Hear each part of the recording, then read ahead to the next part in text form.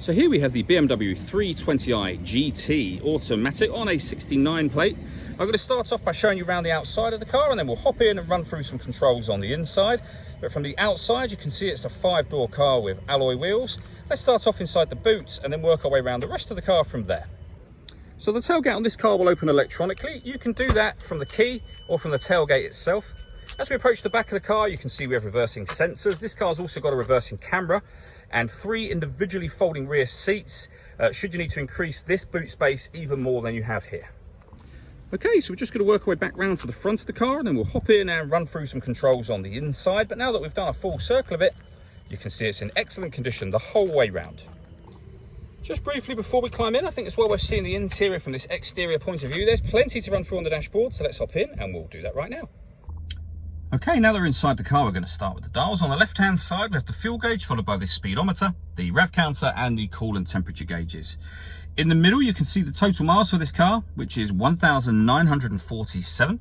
The information displayed above that can be changed using a button on the end of the indicator stalk for various different bits of fuel economy information, back round to the beginning again eventually. If we back out to the steering wheel, on the left-hand side, we have cruise control and speed limiter, and on the right-hand side, stereo and phone controls. We then have the minus and plus pedal. That is so that you can change gear manually with this automatic gearbox.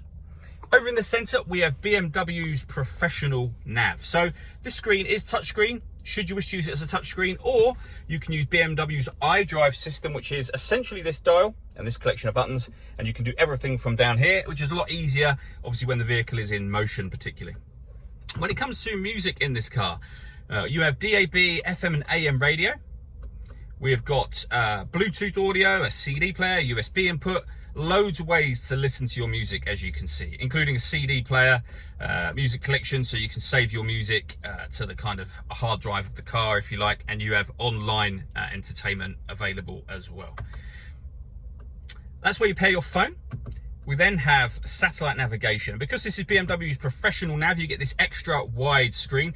There's a video showing how this works you can find on our website and also on our YouTube channel as well.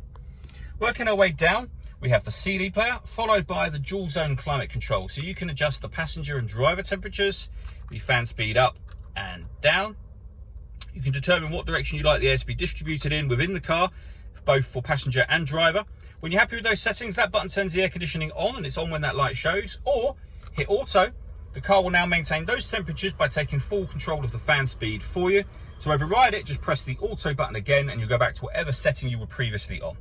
We also have heated driver and passenger seats, both of which have 3 different heat settings each.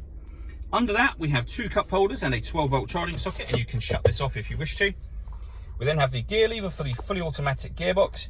And then finally, these buttons just here. So this one turns off traction control. This will then change the driving setup of the car. So you can put the car into sport mode, sport plus mode.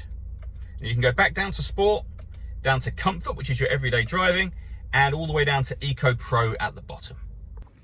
All that leaves me to say is thank you for taking the time to watch this video. If you'd like to come and see the car in person and have a test drive, please feel free to call any of our MJA sites. We'd love to hear from you soon.